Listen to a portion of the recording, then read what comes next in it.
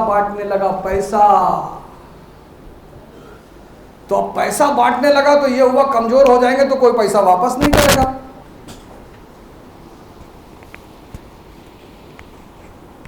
तो 1949 में बना नाटो।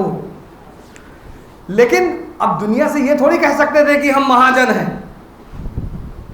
तुम किसी से ये थोड़ी कह सकते हो I want to use you. कितना असंवैधानिक, कितना बारबारिक लगेगा। तो तुम उससे क्या कहोगे? I love you.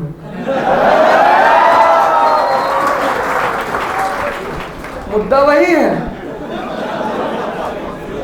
बात वही है, लेकिन बहुत संवैधानिक है, बहुत अच्छा लगता है सुन के। अच्छा अच्छा।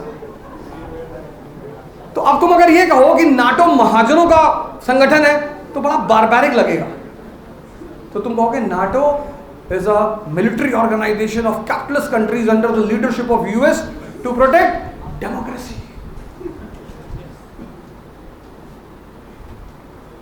Human right. कहाँ? Only in oil producing countries. ये लिखना नहीं है, ये सोचने की बात है सर। इसको कहते हैं प्रिपरेशन ऑफ सिविल सर्विसेज।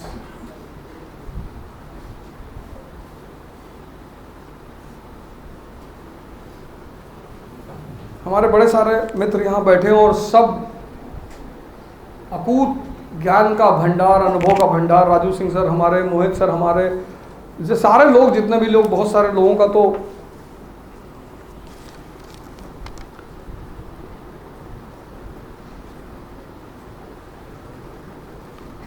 हाँ। तो सबके पास अपना अपना एक बड़ा खजाना है अनुभव का। ये जितने भी लोग यहां बैठे हुए हैं, मतलब ये सब ऑस्ट्रेलिया की टीम है। Matthew Hayden, Andrew Simon, Michael Bevan, Ricky Ponting. तो अभी तो तुम एक ही आदमी को बैटिंग करते हुए देखे। अब इनसे जो गूढ़, जैसे मेंस, जैसे हमारे राजू सर हैं, वो अभी आपको बताएंगे इकोनॉमी का क्या रोल है, कैसे रोल है, इसका इंपॉर्टेंस क्या है, इसको कैसे पढ़ा जाए, कहाँ से। बहुत इंपॉर्टेंट चीज़ है इकोनॉमी आज प्रेजेंट परिवेश में। फिर नलिन सर हैं, ये आपसे मेंस पे पूरी तरह से चर्चा करेंगे। तो आप सारे लोग इस और सिद्धार्थ IAS का जो मेन सबसे बड़ी चीज़, एक तो सबसे युवा लोग चला रहे हैं इसको। नरेंद्र शर्मा जी हैं, बहुत अनुभवी आदमी हैं और परीक्षा में बड़े अच्छे मुकाम हासिल किया इन्होंने। तो ये जो संस्था अब ये लोग शुरू करने जा रहे हैं, इस संस्था का USP ये है कि एक नई चीज़, कई सारी चीज़ें हैं। जैसे उन्होंने कहा आंसर राइटिंग तो सभी कराते हैं, बिल्कुल सही बात है। अभी आप में से किसी ने जवाब दिया कि आंसर राइटिंग की वजह से सिलेक्शन नहीं हो रहा, ऐसा थोड़ी है। कौन है जो आंसर राइटिंग नहीं करा रहा? सभी करा रहे हैं। तो कुछ विशेष चीज़ें इस संस्था ने उस पर प्रकाश डाला है और आप जुड़ेंगे तो आपको निश्चित तौर पर फायदा होगा। समय समय पर हम सबसे आपकी मुलाकात होती रहेगी। और अगला तो सेमेस्टर जब भी होगा, जो न्यूज़पेपर का होगा, मैं आज आपके मैनेजमेंट से बात कर लूँगा कि अगला कब होगा सेमिनार, लेकिन वो पूरा न्यूज़पेपर पे होगा, वो कोई तैयारी वैयारी नहीं। बाकी सर लोग आज डिस्कस कर लेंगे, तो उस पर हम शुरू करेंगे। फिर मैं माइक अब शर्मा जी को देना चाहूँगा। बाकी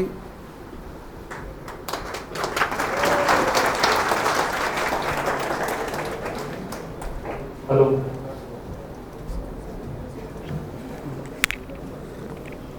कुछ बातें जो मैं, क्योंकि उस समय ब्रेक का समय था, इसको मैं थोड़ा विस्तार से कहना चाहता हूँ और थोड़ा ध्यान से सुनिएगा इन चीज़ों को। अवध सर का जो ज्ञान है और अनुभव है, वो तो अगर शायद हम में आ जाए तो मैं सबसे बड़ा सौभाग्यशाली अपने आप को समझूंगा।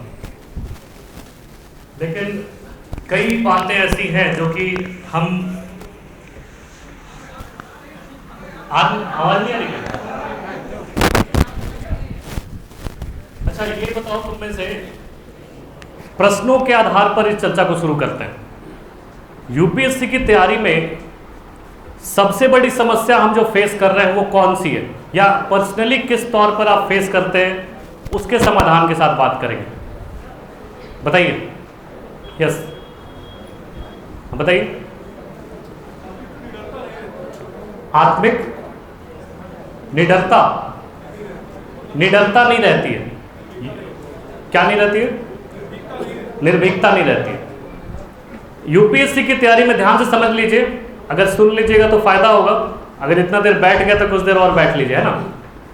निर्भीकता क्यों नहीं रहती है ये मैं बता दूं, क्योंकि हम एक ढर्रे पर तैयारी कर रहे हैं पिछले 50 साल से, जब से यूपीएससी की लेगेसी है तब से हम तैयारी कर रहे हैं। और आज भी हिंदी माध्यम में मूलतः हमने क्या देखा है कि जो सिलेबस है उसको पढ़ाया जाता है, और टीचिंग का मतलब सिर्फ इतना होता है कि हमें सिलेबस खत्म करवाना है, चाहे उसके लिए साल लग जाए या 2 साल लग जाए।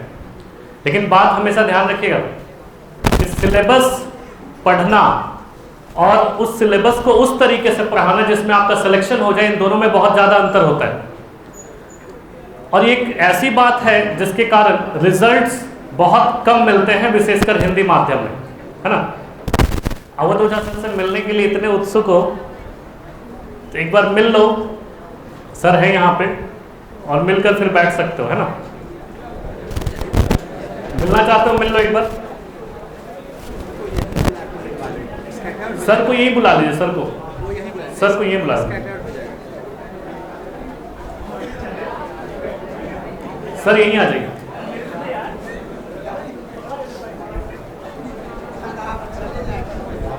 प्रोग्राम को प्रेजेंट कर दीजिए, बाकी पढ़ाई प्रोग्राम को प्रेजेंट कर दीजिए, कैसे करेंगे, क्या करेंगे। आज हम एक काम कर रहे हैं, हम ये करते हैं कि जैसे आज जो मिलना चाहते हैं आपके साथ मिल लीजिए, मैं मिल लूँगा। और हम ये चाह रहे हैं कि जैसे आज एक बात हो गई, एक पॉइंट हो गया, एक कल कर लेते हैं, एक परसों कर लेते हैं, इस तरह से कर लेते हैं, ठीक है। है ना। क्योंकि एक आदमी खेल चुका है तो अब थोड़ा सा टाइम भी हो गया। हाँ हाँ, आप ये मत करिए कि एक दिन फ्री है, ऐसा मत बोलिए। आपको आने दीजिए 2 दिन 3 दिन 4 दिन, उसके बाद पैसे की एडमिशन की बात करें। ठीक ठीक। बहुत बड़ी गलती अभी है। केवल कल से बैच की बात कर रहे हैं। हाँ, बैच से और एक करके टीचर्स को प्रेजेंट करें। 5 मिनट ना, 2 इनके रहते हुए निकल जाएंगे तो आप लोग 5-5 मिनट बोल लीजिए। 5 मिनट हाँ, के लिए बुलाइए। आ जाइए। ठीक सही कर रहे हैं। ठीक। अवध सर जा नहीं रहे, परेशान मत होइए, आप लोग बैठिए थोड़ी देर। और जो भी आपको ऊर्जा मिली है सर के व्याख्यान से, हाँ सर, अभी एक डाउट सेशन कर लेंगे, हाँ एक घंटे का डाउट सेशन कर लेंगे। अभी हम करेंगे जब सर लोग बोल अभी, लेंगे। हाँ। हाँ, तो हम 1 घंटे का डाउट। अच्छा, अभी सर 1 घंटे का डाउट सेशन लेंगे, अवध सर लेंगे, इसलिए आप लोग बैठ जाइए। लेकिन बीच में 2-2 मिनट 5-5 मिनट जो शिक्षकगण हैं यहाँ पे, वो भी अपने विचार रखने जा रहे हैं, उनको भी ध्यान से सुनिए, काफ़ी फायदा होगा आपको। और इसके बाद फिर अवध सर 1 घंटे का डाउट सेशन आपका लेंगे, तो थोड़ा इंतज़ार कीजिए, ज़्यादा नहीं, कुछ देर के लिए 5-5 मिनट के लिए सभी शिक्षकगण यहाँ पधारेंगे और वो अपने विचार आपके सामने रखेंगे, ठीक है। तो मैं सबसे पहले आमंत्रित करता हूँ राजू सर को। आइए सर, तालियों से स्वागत कीजिए इनका।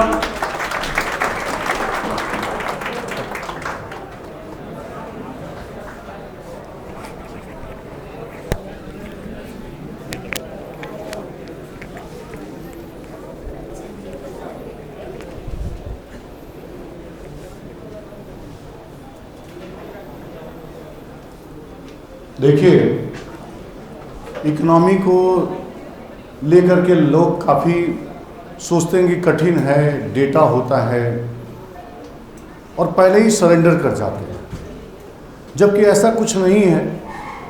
आप पेपर हो रहे हैं, देख लीजिए कि कहाँ डेटा है, उसमें कोई डेटा नहीं रहता है। 2 लेवल पे तैयारी करनी है इसमें, एक बेसिक्स के लेवल पे जाकर और दूसरा जो है करंट अफेयर्स को जोड़ करके।